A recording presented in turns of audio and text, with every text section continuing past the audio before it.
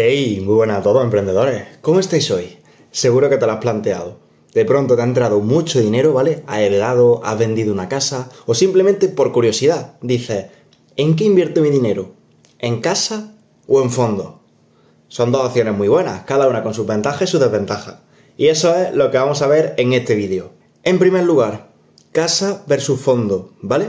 ¿Qué es lo que vamos a tratar en este vídeo? Voy a tratar sobre todo las casas, ¿vale? Lo digo porque podría hablar de bienes inmuebles, ¿vale? En general, que también incluyen cocheras, locales, pero en este caso voy a hablar sobre todo de casas, ¿vale? Y casas para alquilar, que es lo típico que hace todo el mundo en España. Vamos, verás muy común que la gente compra una casa y la alquila. Y por otra parte, tenemos los fondos de inversión, ¿vale?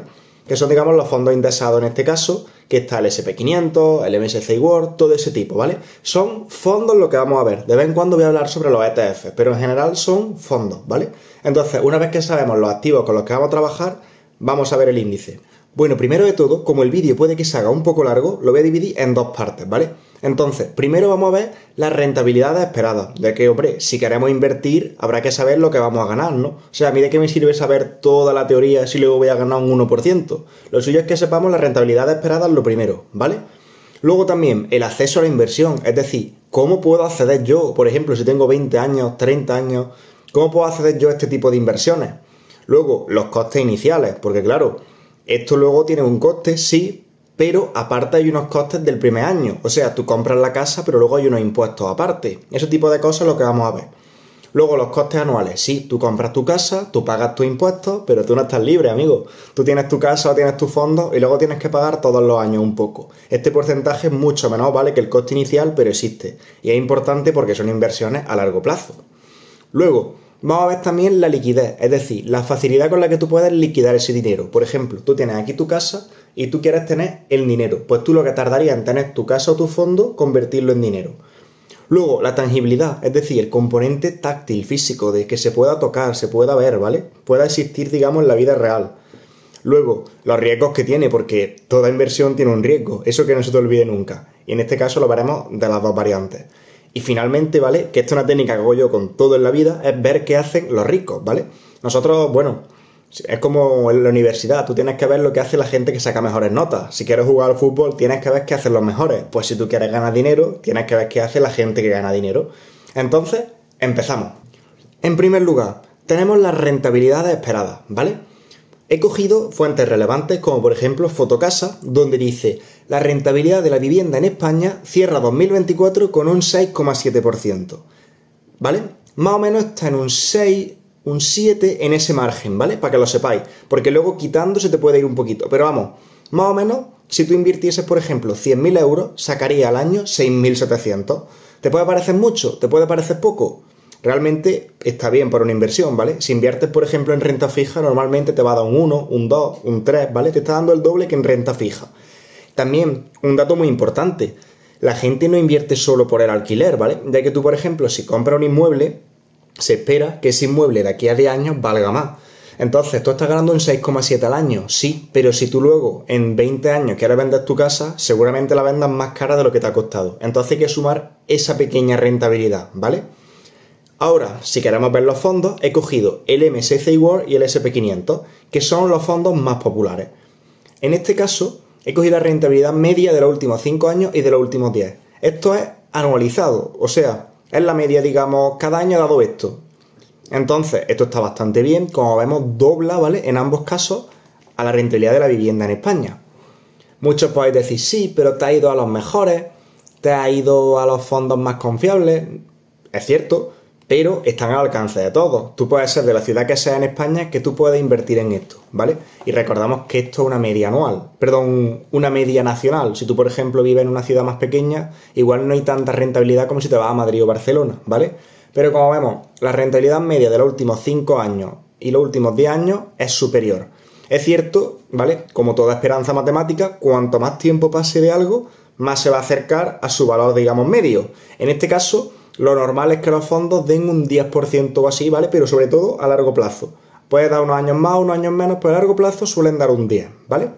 Entonces, ya hemos visto las rentabilidades. Ahora habrá que ver el acceso a la inversión. Esto es muy importante porque, claro, mucha gente dice, oye, yo quiero comprar una casa y alquilarla. Sí, pero ¿quién puede acceder a una casa? sea, en España ahora mismo están los precios disparados. Entonces aquí yo te lanzo una pregunta. ¿Cuántos años tienes? Tú, por ejemplo, tienes 50 años, pues ya tendrás tu casa seguramente, podrás heredar una casa de tus padres, o incluso tus hijos luego están hipotecándose en una casa.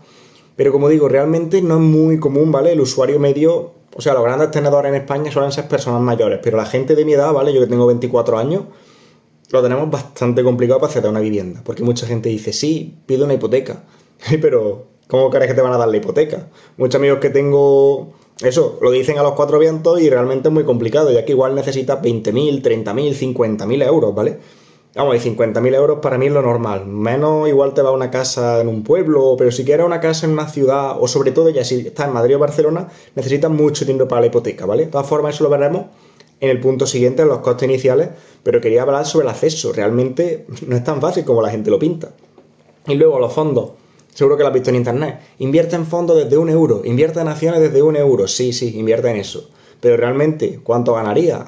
Es que estamos en las mismas. O sea, todos pueden invertir en fondos y no todos pueden invertir en casa, ¿vale? Pero si tú, por ejemplo, inviertes 1.000 euros en fondos, pues te va como una mierda. O sea, dicho malamente, pero es que es cierto. Tú, por ejemplo, inviertes en criptomonedas. Igual te puedes subir más, pero realmente es un riesgo. Si tú quieres algo seguro, que es lo que estás viendo en este vídeo de fondos, tú igual, si inviertes 1.000 euros, si te da un 10% anual, en 10 años has ganado otros 1.000. O sea, como digo, no te da para vivir.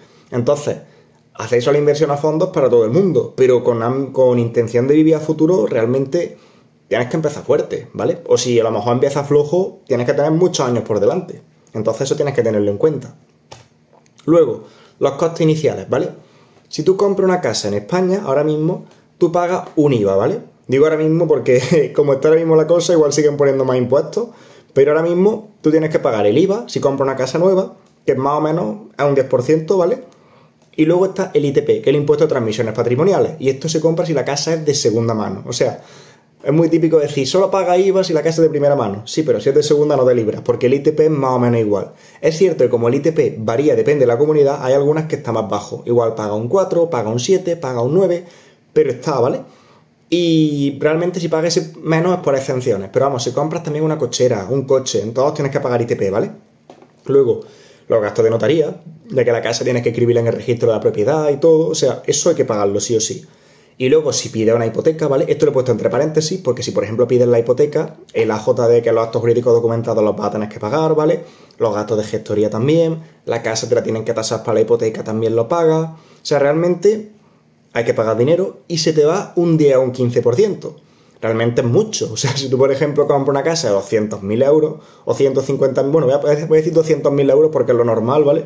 Si tú compras 200.000 euros de una casa, 20.000 euros o 30.000 euros se te van a ir de impuestos, ¿vale? Y dices, bueno, una casita más humilde, 100.000 euros, humilde, que 100.000 euros es mucho, se te van igualmente 10.000, 15.000, ¿vale? Eso para que lo tengas en cuenta. Digo que se van porque es a fondo perdido. O sea, si tú, por ejemplo, no sé, compras una casa a 100.000 euros, tú realmente a lo mejor pagas 115.000. Esos 15.000 euros lo has pagado, pero no te van a dar rentabilidad extra, ¿vale? Entonces son como a fondo perdido.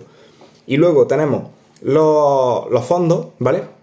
Que bueno, se supone que los fondos no te cobran spread, ¿vale? El spread, digamos, es que te cobran, si por ejemplo el fondo cuesta 10 euros, a ti te lo cobran a 10,5. Entonces, ese 0,5 se lo quedan a ellos de comisión. Se supone que los fondos no cobran, ¿vale? Pero bueno, por poner algún término que sepáis que algo te cobran, aunque sea un poquito. Y si compras a lo mejor en Santander y estos sitios también te cobran por empezar, ¿vale? O a lo mejor por luego retirar el dinero. Eso tienes que mirarlo muy bien. Entonces, si lo haces bien, te cobran menos de un 1%. O sea, te cobran 10 veces menos que la casa. Si por ejemplo tú inviertes 100.000 en un fondo, igual tú pagas 101.000, 102.000 y ya lo tienes, pero si compras la casa se te van 115.000, ¿vale? Y esto, dice, bueno, 15.000 euros en esto no es mucho. A mí sinceramente sí me parece mucho, ¿vale? De que igual está hablando de la rentabilidad de 2 años, pero es que encima si compras una casa de 200.000 euros, que yo por ejemplo donde vivo en Córdoba, muchas casas son 200.000 euros como mínimo, es que la diferencia es enorme, es que a lo mejor son 25.000 euros más que se te van, ¿vale? Entonces, eso tienes que tenerlo en cuenta. ¿Por qué pongo bien en negrita? Que seguro que lo has visto. Pues porque lo suyo es que inviertas en fondos de gestión pasiva, ¿vale? Si tú inviertes en los típicos fondos, yo voy a ser sincero contigo, ¿vale? Si inviertes en los típicos fondos del Santander, la Caixa, te van a cobrar más, ¿vale? Eso de todas formas lo habréis visto en otros vídeos que he subido. Pero vamos, a lo mejor te cobran un 2%, un 1,9%, me parece mucho, ¿vale? Pero es verdad que al lado de la casa es mucho menos. O sea, eso tienes que tenerlo en cuenta. Es que si a lo mejor te cobran un 1,6%, estás pagando 10 veces menos que el 15% más o menos. Entonces, eso tienes que tenerlo en cuenta. Sin embargo, pongo bien porque tienes que mirarlo, ¿vale? Que no te cobren comisiones al salir, comisiones al entrar, pero si lo haces bien con un fondo de gestión pasiva, vas a pagar menos de un 1%, ¿vale? Entonces, ya hemos visto los costes iniciales. Ahora, habrá que ver los costes anuales, porque esto no sale gratis. En primer lugar, el IBI, ¿vale? Que es el impuesto sobre bienes inmuebles. Es muy poco, ¿vale? En comparación a lo mejor un 1%, un 0 con algo, no es mucho, pero hay que pagarlo, ¿vale? Y se paga todos los años. Luego, el IRPF. El IRPF también tienes que pagarlo. Lo pongo entre comillas, ¿por qué? Porque tú lo pagas si alquilas la casa. Si tú no alquilas la casa, por ejemplo, los 2 primeros años, tú no tienes que pagarlo. Pero, hombre, luego lo vas a tener que pagar. Es cierto que hay muchas exenciones ahora mismo, ¿vale? Pero existe. Y luego también, si tú vendes la casa, ¿vale? Está la plusvalía, la ganancia patrimonial, todo eso existe, o sea, eso tienes que saberlo. Pero por eso lo pongo entre paréntesis. Luego el mantenimiento, porque hombre, tú tienes una casa 20 años y tú tienes que echarle algo de dinero, o sea, se va a romper algo, se puede levantar el suelo, o sea, eso pasan mil cosas, ¿vale? Luego, seguros, si por ejemplo, bueno, lo normal es que tengas algún seguro en tu casa, pero incluso si tienes una hipoteca te obligan a contratar varios seguros, ¿vale? Entonces, lo suyo también es que lo sepas que te pueden obligar a pagar esto, ¿vale? A lo mejor el seguro de incendio o algo.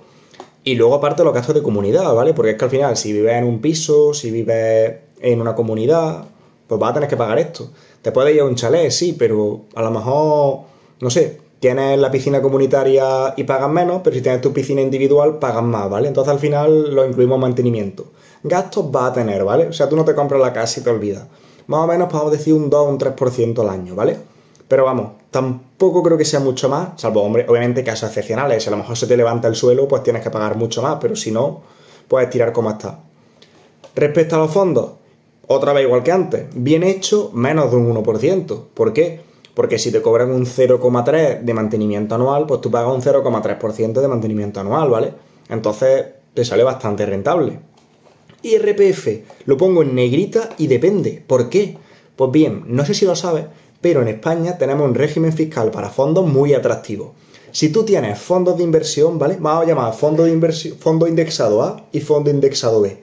Si tú el fondo indexado A lo pasas al fondo B, tú no tienes que tributar, ¿vale? O sea, seguro que lo has visto. Tú tienes acciones y si vendes las acciones las tributas, ¿vale? Si tú, por ejemplo, tienes acciones del Santander y compras del BBVA, tienes que tributarlas. Pero en el caso de los fondos no, ¿vale? Si tú pasas de un fondo a otro, no tributas. Si lo vendes y luego compras el otro, sí. Pero si tú no lo vendes y lo pasas directo de uno a otro, tú no pagas IRPF. Entonces esto es muy ventajoso, ¿vale? Si tienes un ETF, sí pagas. Entonces, para que lo sepas, mucha gente a largo plazo compra los fondos por eso. Y luego también, el día que lo vendas, sí lo vas a tener que pagar. ¿Qué pasa? Que si a lo mejor te vas a otro país en un futuro, pues oye, eso que te ahorras, ¿sabes? Entonces por eso lo pongo en depende, porque igual te vas a Andorra y pagas mucho menos, ¿vale? Entonces tienes que tenerlo en cuenta. Que cuanto más atrase el pago de impuestos, mejor. Y aquí, bueno, aquí en verdad me voy a parar ya porque ya llevamos un rato de vídeo, ¿vale? Como he dicho, lo iba a hacer en 2 partes, así que lo dejamos en este punto que está muy interesante de liquidez. Espero que te esté gustando, ¿vale? Si te gustan estas series de comparativas de inversiones, me lo dices, porque podemos tratar muchísimas cosas y sobre todo no se tratan desde el punto de vista, digamos, así por lo alto, los tratamos a fondo. Entonces, si te está gustando, deja un me gusta y nos vemos en la segunda parte.